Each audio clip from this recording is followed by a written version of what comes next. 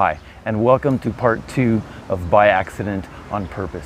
The link to part 1 is above. Please watch it if you haven't seen that yet.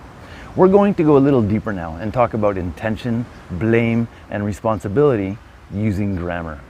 Now, we've talked before about transitive and intransitive verbs. Each language treats these differently, and it's important to be able to understand and use these for clear communication in English. Transitive verbs, unlike intransitive verbs, always have something or person that is being acted on or receiving the action of the verb. In this video,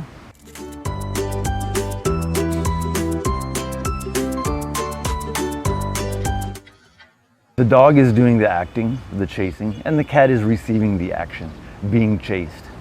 Now, all transitive verbs can be either in the active voice or the passive voice. With the active voice, the focus is on the thing that is doing the action.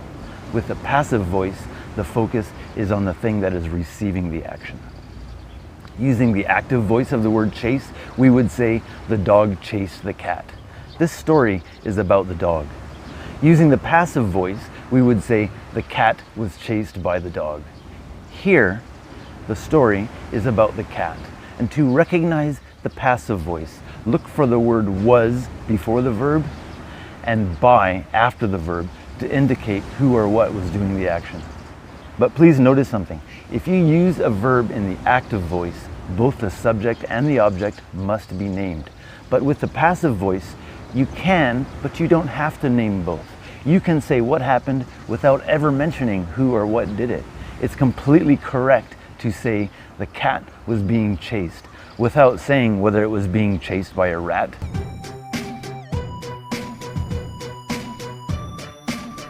or a chicken, or a bunny rabbit.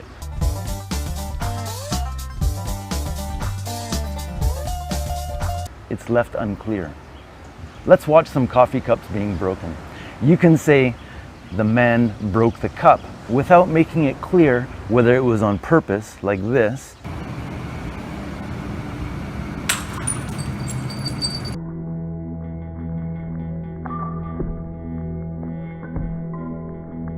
or by accident, like this.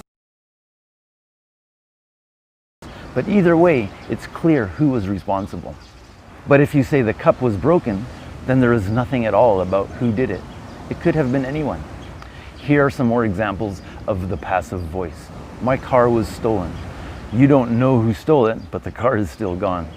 Or, my laptop was made in China.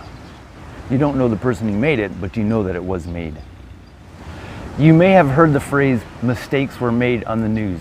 It's been said many times. I acknowledge that mistakes were made here. Mistakes were made. Mistakes were made here. Clearly, mistakes were made. There were mistakes made in Iraq, for sure. This is another way of saying, someone did something wrong, but it wasn't me. It wasn't my fault.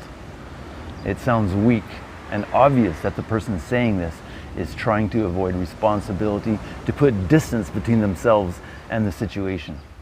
So in the same way, if you want to take credit for something, for example, if you want people to know that you were the person who solved the problem, you can say, I solved the problem, rather than the problem was solved. Now let's take this one step further, using an intransitive verb. Intransitive verbs, remember, don't have objects. With the intransitive verb, you can say that something happened. Not only without saying who or what did it, but you can even imply that something happened without any cause at all. The cup broke. Could mean anything. Maybe I broke it. Maybe you broke it. Maybe this guy broke it.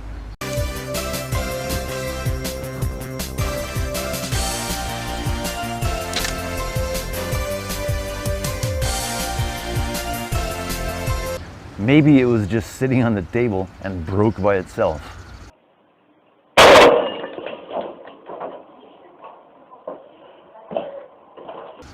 It says nothing about how it happened, and it's one step further away from taking responsibility of a situation. I had a friend once borrow something from me, and he wasn't careful with it, and he broke it. When he brought it back to me, all he said was, "It broke." He was trying to make it sound like the damage had nothing to do with him at all. But if you want to sound like someone who is strong and reliable, then if something goes wrong, use those transitive verbs, use the active voice to show that you are taking responsibility. Or to use a slang expression, own it.